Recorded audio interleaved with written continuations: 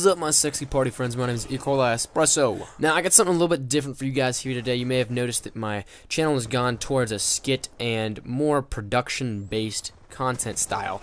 But today I got something a little bit different. It's really talking about an interest that I feel is really important to get out there. So, hope you guys enjoy this. Now, let's jump right into the topic here. So, I want to cover something that has been on my mind and a lot of my other fellow channel mates who are similar in size to mine. Alright, so we'd all kill to have an audience, correct? Am I not correct on that? Everybody's dream is to make it big on YouTube. But the thing is, that is almost impossible in today's community.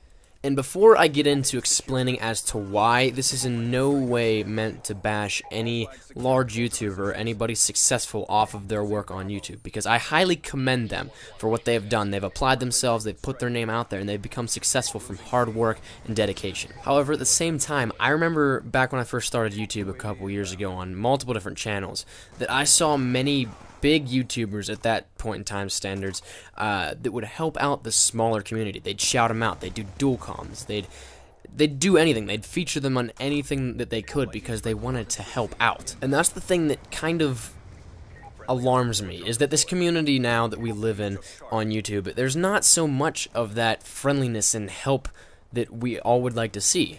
Being a small YouTuber is probably one of the hardest tasks on the internet, in my opinion, because you want so badly to just get up there in size, but you just don't know where to start. And you can message channels for days, even if they're super big, with just hopes of getting something out of it. You can do that any day of the week for as long as you want, but the fact of the matter is, like, they get spammed with messages like that all the time. So chances are they're not going to answer. Yes, I understand that completely. But whenever there are channels that are slightly larger and that can give back to what you have and help you out, and then when they blatantly disregard that, it's mind-boggling to see how ignorant and self-centered some channels can be.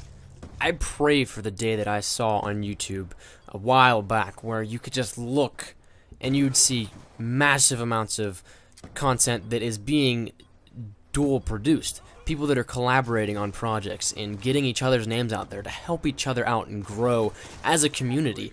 I long for that day again, because I don't see that happening much, and it hurts the smaller community, because whether you want to believe it or not, the saturation of the market is produced from the large YouTubers. And if somebody searches something, the way the metadata tags work on YouTube is whenever you search, the larger based channels come up first, leaving even the best content out, whether it may be by the smaller channels. It leaves it out, and people will not be able to see it. That's something that is just, it's wrong in my opinion, and I really wish that dual productions and collaborations like this could work so much more. I wish that that day on YouTube was back. I really do. It's something that needs to be back again.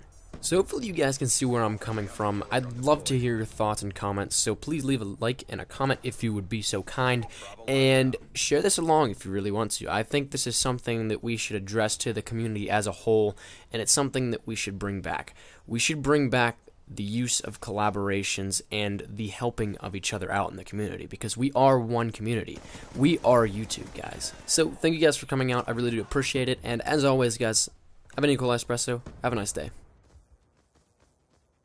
Securing Alpha.